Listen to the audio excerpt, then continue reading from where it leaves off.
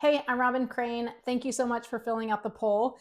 The findings are out here, and the number one challenge that was voted that financial advisors face when it comes to getting ideal clients is getting consistent referrals. And it looks like that's what you voted for. So I want to make a quick video to help you with that so that you can actually get the result that you're looking for, which is consistent referrals and ultimately ideal clients to make more money and help more people, as my lovely poster suggests there. So first I'll tell you before I get into why it doesn't work and why you're not getting those consistent referrals. And then secondly, how to actually intentionally get them without feeling awkward or salesy or manipulative or weird.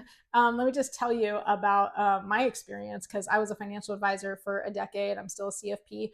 And what I found is that like once I got good at what I did, I would naturally get referrals and they were the best because oftentimes, they'd come to me and they were pretty much already wanting to work with me. And so I don't know, I'd close 80, 90% of them. And you're probably experiencing something similar. The challenge was that sometimes I'd get referrals and I felt bad if I didn't work with them. And so I'd work with them even though they weren't quite qualified because if my clients referred me, I felt like I should take those clients on no matter what. And then oftentimes I'd be getting the wrong clients because I just kind of had maybe a little too much guilt. So that does happen as well. And so there's a way to actually conquer both of those challenges. But one, to be able to get consistent referrals, and then two, to be able to make sure that those referrals are actually the people you want to work with, and so that you can be selective about the clients that you bring on.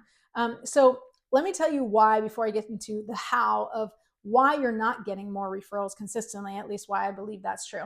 The real reason is because when people come to your clients, they're coming and saying, hey, do you know a financial advisor? That only happens a little bit of the time. And that's the only time typically that your clients will refer you is when someone comes to them asking for help. And there's actually this pyramid I have right here. I'm going to show you here that is from Chet Holmes from the book, The Ultimate Sales Machine. And I think this really illustrates this very well. And what he says is, and I believe this to be true, is that let's pick a demographic, let's just say retirees. And of those retirees, 3%, there's 3%, that's what that says there, are actually looking to buy. This is ready to purchase. So what that means in your world is that they're actually looking for a financial advisor. They're like, I need help. I need a financial advisor. And so what that person does is they go to someone they respect typically, and they'll say, hey, do you have a financial advisor? So this is why sometimes if I go to someone who's maybe makes more money than I do, maybe has more, I'm perceived to at least have more money than I do, I'm actually asking that person who is at a higher caliber. And then when you get that referral, I call it a downgraded referral, oftentimes they're maybe, a lower caliber, not necessarily hugely, but like might be a lower caliber. So that's what I was talking about earlier. So that's how you get referrals is someone says to your client, hey, do you know anyone? And then of course they're going to refer you because you're awesome and you're really great at what you do. But it's not consistent. And then if you ask for referrals, you feel awkward. And if you're like, you feel like you're begging people, like it's weird. Now, the reason that happens is that why it's weird, why it's awkward is because nobody wants to grow your business. Nobody wants to sacrifice a relationship with a friend or a family member in order for you to make more money. Nobody cares. Like they're not here to grow your business. Now, if you've transformed their life, and someone asks them, who do you know? They're going to, of course, refer you. Easy peasy, lemon squeezy, as my children would say. Okay. But not if they're like thinking the only reason is to grow your business. Like they wouldn't ever sacrifice the relationship or tarnish the relationship because of that. Okay. So there's 3%. 3% are like coming that, like out of 100 that are typically coming as referrals because someone is going to your client and saying, do you know someone or do you know a financial advisor? Okay, you're missing a big part of this pyramid, right? And so looking at this, the next part says, well, what about this? This says, well, there's 7% of, let's say, whether it's retirees or whatever your demographic is. I usually teach people as a whole other thing, but how to identify ideal clients. So we have this thing called your ideal clone. So the idea is that if you can only get one client, but you can clone them 10 times, you'd be able to meet or exceed your revenue goal. And so ideally, not only are you getting referrals, but you're also getting referred to people who are in this ideal market that you want, right? So let's say high net worth or something like that. Okay, but going back to this, so 7%, this says 7% are open to it. Now, open to it means that they're open to hiring you. They're open to working with a financial advisor. They're open to getting help and even paying for that help. They see the value of that. They're open to it, but it doesn't mean they're looking. So right here, not only are there, it's a small percentage, but there's a ton, I'll just put abbreviation here, ton of competition up there. These are oftentimes the plate lickers who come to those events, right? That are free events because they are looking and then they get a free meal. Sometimes people just want the free meal, but there's a lot of competition there. And so if you've ever bought smart asset leads or something like that, or anytime you're buying leads, you're finding that there's like people are calling a lot of them. It's not necessarily that smart asset or something is selling those leads to more people. It's just there's a lot of competition for the people who are looking, because once they're looking, they put out their little I don't know, feelers to find someone, right? Either going to someone that they know, which gets you a referral, or going to, let's say, online to look. All right. So 7% are open to it, open to hiring you. But the cool thing is they definitely still want, let's say financial security. They definitely still want to build wealth. They definitely still want to have financial freedom and those things that are important to them. And they're thinking about that. And they're thinking about the challenges that they have of why they're concerned that they might run out of money. And they're thinking about how, oh, my kid's going to college in the next 3 years. And they're thinking about like, oh, do I have enough money for this vacation? They're thinking about all those things that are like actually plaguing them day after day. But they might not just be thinking about hiring you. Okay.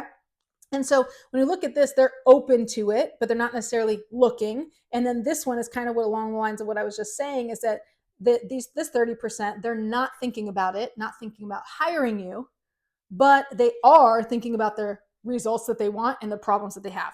Okay. And then the next 30%, they think they're not interested in hiring you. They're either do-it-yourselfers, or they already have an advisor, or they don't think they need it. But they're thinking about the fact that the market could go up and the market could go down, right? They're thinking about those things. Okay, so this is the sweet spot. This is actually 67% of the pyramid. That is the sweet spot that most people are missing, and you're not getting those referrals because you're not asking in the right way, because you're not actually priming your clients to want to give you those referrals in a way that's not awkward or salesy or weird. Okay. That last 30%, by the way, is people who know they're not interested. Hopefully, these are your happy clients, okay? And they're not going to do anything there and like go anywhere, and they're not looking and they're not really thinking about their problems, because hopefully they feel like those problems are solved with you, okay? This is what people are missing. Now, the pure fact that if you even ask, which most people don't, for referrals, the problem is it feels like a big commitment. So the first thing you need to do is stop saying referrals and start saying introductions. Okay, that alone will help. But if you don't have a framework and actually a way to get them to believe that they're not just trying to help you grow your business, but instead they're really focused on helping somebody else and transform their lives, you need to get them aligned with your mission to serve people, your mission to make a difference. And there's a way that I do this that's a way that's not awkward, salesy. I mean, it definitely takes some practice, but it's a way to have a conversation with the client to understand what they really have, like the transformational value they've gotten from you, and maybe what was holding them back before they worked with you. So they're aligned with the mission. They see how you help people. It reminds them. And then there's some other components in there to make sure that you don't seem desperate. All right. And then getting you to have them introduce you instead of refer you. And you can go to a client who never referred you before and have this conversation, and then ask for introductions, and then just to make the intro via email and to connect you with a really laid back way, where now they'll introduce you, and now you have an opportunity. And more importantly, their friends or their family have an opportunity to work with you. Doesn't mean they're gonna, but it means that they're at least considering the fact that you could solve some problems and get them a result. That's how you get to the 67% of the pyramid, so that you'll get more consistent referrals. And you can think of them as introductions, but those introductions really are a third-party referral in a different way. So I actually have a script to this. We call it the Clone Your Client script. If you want that, just respond to me and I'll get that to you. It's just like a script that goes along with it. If you want more of like how to do this, how to implement this, and also how to find more ideal clients, especially online, I teach people how to do this on LinkedIn, and how to be able to get fewer clients and make a lot more money. If you want those bigger results, then let me know and we can jump on a call and talk about how I might be able to continue to help you. Otherwise, let me know if you just want the PDF, or if you're open, if you want to know about my events, things like that. Okay, great to see you. I hope this is valuable for you, and looking forward to hearing some insights for how this helped you. Bye.